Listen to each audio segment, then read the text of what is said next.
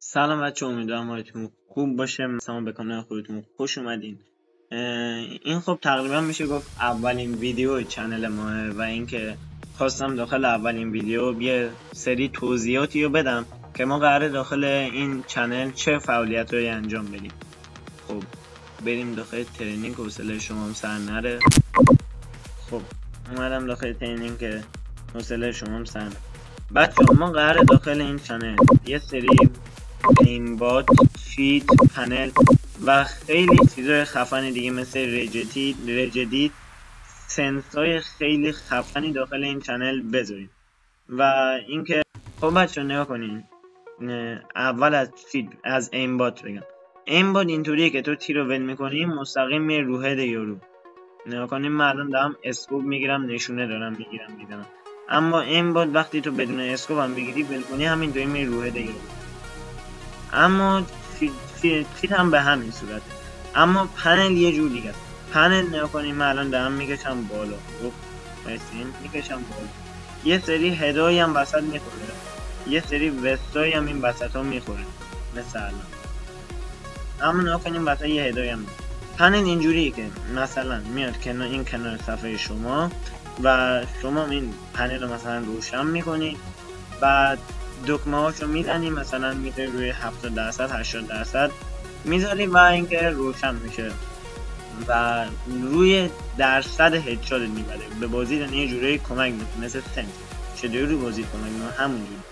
تو میکشی باید بکشی بالا به هد زدن کمک میکنه. خب اگر میبینی من خود نگم چون تازه چند وقت من رو پیسی اینم لازم یادم قبلش اینو بگم که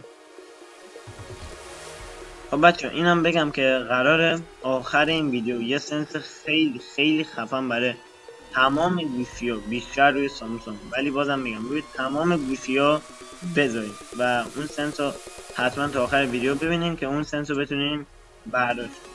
اینم بگم ما قراره که یه سری فیت، پنل، اینباد، هر چیزی که فکر کنید چه برای موبایل چه برای گوشی بخریم و اینکه از بچه ها شاپای ایرانی یا هر شاپای عرب بخریم و برای شما بچه ها گل یوتیوب بذاریم و اینکه شما اون پنل پولی رو به طور رایگان بگیرین و استفاده کنین و حالش رو ببرین.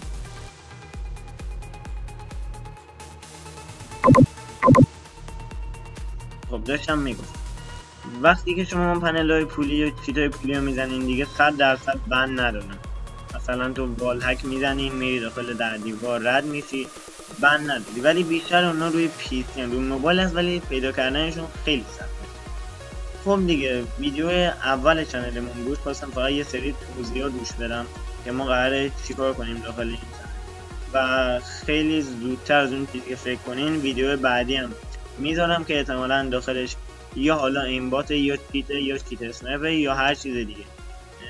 الان هم یه سنس خیلی خفن آخر ویدیو براتون میذارم، برین ببینین، حال کنین و لذت ببرین.